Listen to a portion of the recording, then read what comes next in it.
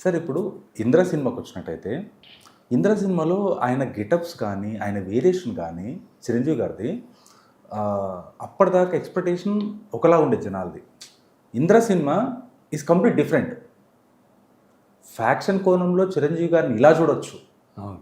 అప్పటిదాకా romantic, super dancer ఆయన. ఆయనను ఫాలో అయ్యేవాళ్ళు ఎంతోమంది డాన్స్ మాస్టర్స్ ఆయన ఫాలో అయ్యేవాళ్ళు.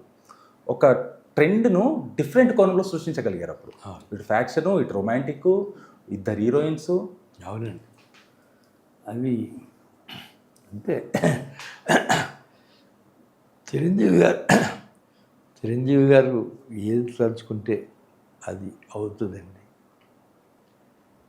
ఆయన 3 సినిమాలకి ఒకటే జడ్జిమెంట్ చెప్పారు. వెళ్ళే మనిషి జై చిరంజీవి తప్ప ఆ మిగతా 3 సినిమాలు ఆయన జడ్జిమెంట్ ఒకటే. ఇది 1 ఇయర్ ఆడుతుంది 1 ఇయర్ ఆడుతుందని ముందే జడ్జిమెంట్ చెప్పారు. సార్. 'జై చిరంజీవికి' వచ్చేటప్పటికి ఆయనకు డౌట్ వచ్చింది, మీకు కూడా డౌట్ వచ్చింది. ఆల్రెడీ స్టార్ట్ అయిన తర్వాత కూడా డౌట్ వచ్చింది. అయిపోయిన తర్వాత కూడా కొంత మనకు లాస్ అయిపోయిన ఒక 10 లక్షలు పోయినా సరే దీన్ని ఆగిపోదామని చెప్పేసి మీకు ఇప్పుడు ఆయనకు కానీ పెద్ద ఆయనకు మీకు ఎలాంటి డౌట్ రాలేదు సార్, ఆగుదాము అని చెప్పేసి ఒక చిన్న సందర్భంలో కూడా? పెద్దగా రాలేదండి. ఎందుకంటే 3 సినిమాలు బాగా తీసాం. 4వ సినిమా ఇది కూడా బాగానే వస్తుంది. ఫారిన్ అవుట్డోర్లో అన్నీ తీసుకొచ్చాం. అంతవరకే తప్ప ఇంక దీని గురించి పెద్దగా ఆలోచన రాలేదు. కాకపోతే అందులో ఉన్న లోటుపాట్లు ఏవో ఉండుంటాయి. ఆ లోటుపాట్లకి మనం ట్రీట్మెంట్ చేయలేదేమో, అదొకటి తప్ప ఇంకేం బడ్జెట్ ఎంత అయింది సార్ అప్పుడు 'జై చిరంజీవి'? గుర్తులేదండి. ఇప్పుడు ఎంత అయిందో గుర్తులేదు. సార్ ఇప్పుడు నాగార్జున గారితో 4 సినిమాలు, 5 సినిమాలు. 5 సినిమాలు. దాంట్లో అనుకున్నంత ఇందులో ఎందుకంటే ఆయనతో తీసిన మొట్టమొదటి సినిమా సూపర్ 100 డేస్ ఆడిన సినిమా. తర్వాత ఒక 2 సినిమాలు చిన్న ఒడిదుడుకుల్లో అగ్నిపర్వతం. తర్వాత సినిమా కూడా మంచి సినిమా. ఆఖరి పోరాటం తర్వాత ఏంటంటే నెక్స్ట్ పిక్చర్ నాగార్జున గారు. సరే, ఇది ఇలాగుంటే క్రాంతి, శక్తి సినిమాలకి ఇంత హై బడ్జెట్ దగ్గరికి ఎందుకు వెళ్ళారు సార్?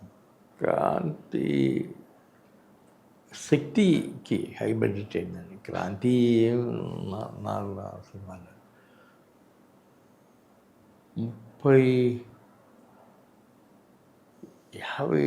50 కోట్లు ఎంతో అయింది అనుకుంటాను దానికి. నాకు తెలిసి 37 పోయిందండి అందులో. శక్తి చాలా క్లియర్. ఆ తర్వాత ఇక అతనితో కూడా సినిమా తీయలేదు, అలాగే ఉండిపోయింది.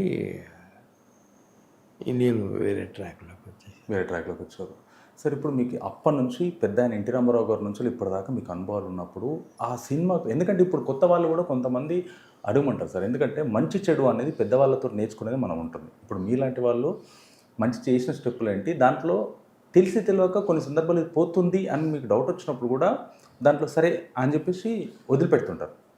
ఆ చేసిన తప్పును ఇప్పుడున్న జనరేషన్ అలాంటి తప్పులు చేయకూడదు అనుకున్న సందర్భంలో శక్తి సినిమా తీసుకోవచ్చు మనం. శక్తి సినిమా అంటే అండి, అది కథ చెప్పారు, చెప్తే బాగానే ఉంది అని అనుకున్నాం.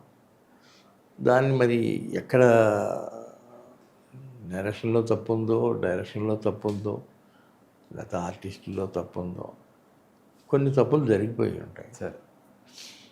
నాకు ఒక స్టేజ్లో సినిమా చూసిన తర్వాత చాలా డౌట్ వచ్చింది. అందుకనే దాన్ని ఎక్కడ అమ్మకుండా నేనే రిలీజ్ చేసి ఎంత వస్తే అంత ఏం చూద్దామని చూశాను. 37 లక్షలు ఎంతో 37 కోట్లు అంతే. దాంతో 50 పెట్టినప్పుడు 37 లక్షలు పోతుంది, 50 కోట్లు పెడితే 37 కోట్లు పడుతుందని అనుకున్నప్పుడు కొంతమంది మన బడ్జెట్ మనకి వెళ్ళాలి, ఇప్పుడున్న ప్రొడ్యూసర్స్ కానీ చాలామంది మన బడ్జెట్ మనకి వెళ్ళాలని డిస్ట్రిబ్యూటర్కు ఎగ్జిబ్యూటర్లకు వీళ్ళకి ఇచ్చేసి బడ్జెట్ తీసేసుకొని సేఫ్ సైడ్లోకి వెళ్ళిపోతారు. మీరే రిస్క్ ఎందుకు తీసుకున్నారు సార్? అంటే నేను చాలా సినిమాలు నేనే ఇంకా ఫైనల్గా నేనే డిస్ట్రిబ్యూట్ చేసుకున్నాను.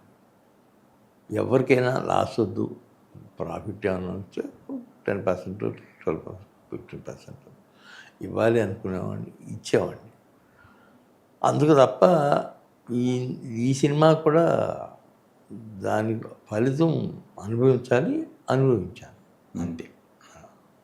సరే మీరు అప్పటి నుంచి ఇప్పటి వరకు 50 సంవత్సరాల నుంచి ఎన్నో సినిమాలు చూశారు చేశారు. ఇది హిట్ అవుతుంది, స్టోరీ నేరేషన్ అవ్వగానే ఇది హిట్ అవుతుంది, ఇది అయ్యే అవకాశం లేదు, డిజాస్టర్ అయ్యే అవకాశం ఉందని ఏ సినిమాలకు ముందే మీకు ఎక్స్పెక్టేషన్ వచ్చేది సార్? ఏమీ లేదు సార్, అదొకటే సినిమా శక్తి, అదొకటి కొద్దిగా అవుట్ ఆఫ్ ద ట్రాక్లోకి వెళ్ళింది. ఇది 37 లక్షలు 37 కోట్లు పోయింది కాబట్టి అసలు మనం కొంతకాలం సినిమా ఆపేయాలి అని అనుకుని ఆపేశాను. ఒక 1.5 year తర్వాత మా పాప వచ్చింది. తను వచ్చి సినిమాలు తీద్దాంలేండి, మీరు బ్యానర్ పెట్టారు కదా, నేను ఆ బ్యానర్లను కంటిన్యూ చేస్తాను అని అలా తీసాం. తీయబట్టే కదా మరి ఇవన్నీ ఇవాళ ట్రెండ్ సృష్టించిన కల్కి సినిమా